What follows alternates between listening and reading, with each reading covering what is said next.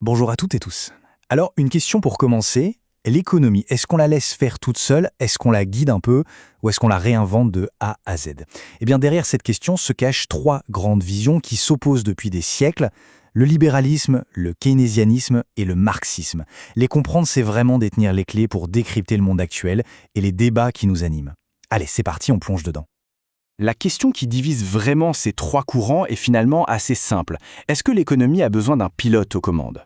Pour le dire autrement, quel rôle doit jouer l'État? Le laisser faire total, intervenir de temps en temps ou carrément changer tout le système? C'est ce fil rouge qui va nous guider tout au long de cette analyse. On commence avec la vision qui répond un grand nom à la question du pilote, le libéralisme. Son concept le plus connu, c'est celui de la main invisible, une métaphore très forte qui suggère que finalement, le marché n'a besoin de personne pour le diriger. Alors qu'est-ce qu'elle nous dit cette théorie? L'idée centrale, c'est que le marché est un peu comme un organisme vivant, capable de s'autoréguler et de trouver son équilibre tout seul. Mais le plus fascinant, c'est cette idée que lorsque chaque personne cherche son propre intérêt, eh bien, sans même le vouloir, elle contribue au bien-être de tout le monde. C'est ça la fameuse magie de la main invisible. Bien sûr, pour que cette main invisible puisse fonctionner, il faut respecter quelques principes clairs. D'abord, l'État doit se faire le plus discret possible. Trop de règles ou de dépenses, c'est vu comme des freins. Ensuite, on mise tout sur la liberté économique et la concurrence, qui sont considérés comme les moteurs de l'innovation et de l'efficacité. La responsabilité individuelle est aussi une valeur fondamentale.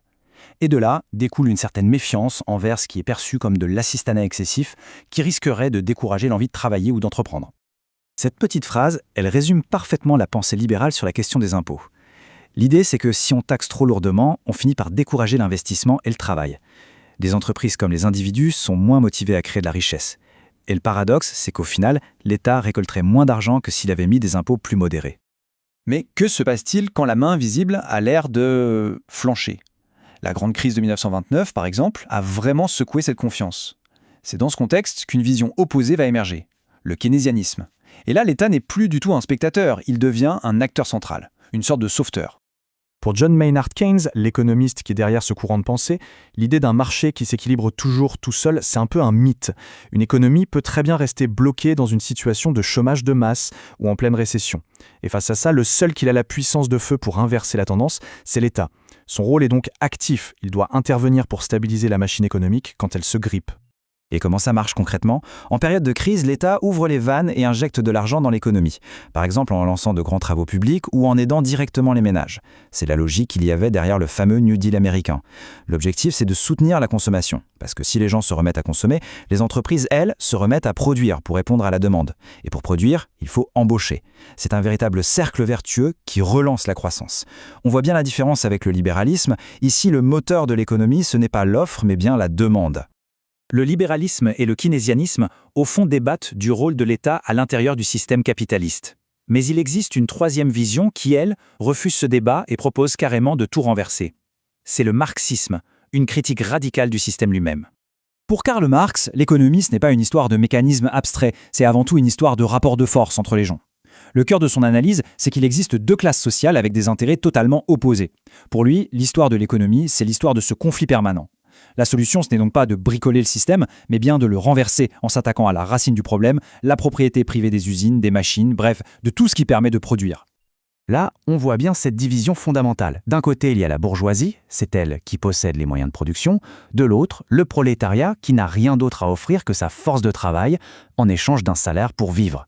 Selon Marx, cette relation est par nature une relation d'exploitation. Pourquoi? Parce que la valeur créée par le travail de l'ouvrier est toujours plus grande que le salaire qu'il reçoit. Et cette différence, c'est le profit qui est capté par le bourgeois. C'est cette tension qui serait la source même des crises et des conflits. Bon, maintenant qu'on a fait le tour de chaque doctrine, mettons-les face à face. Ça va nous permettre de bien saisir tout ce qui les oppose.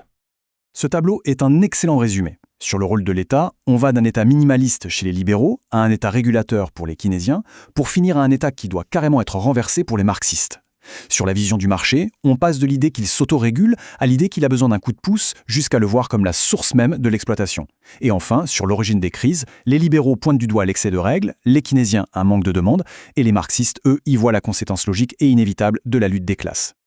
Voilà, notre tour d'horizon s'achève. Ces trois visions, même si elles sont anciennes, sont très loin d'être dépassées. En fait, elles imprègnent quasiment chaque débat qu'on a sur les impôts, le chômage ou même l'écologie. La vraie question, ce n'est peut-être pas de savoir quel modèle domine aujourd'hui, mais plutôt dans les idées de qui vivrons-nous demain, et quelle part de chaque vision sera nécessaire pour construire l'avenir.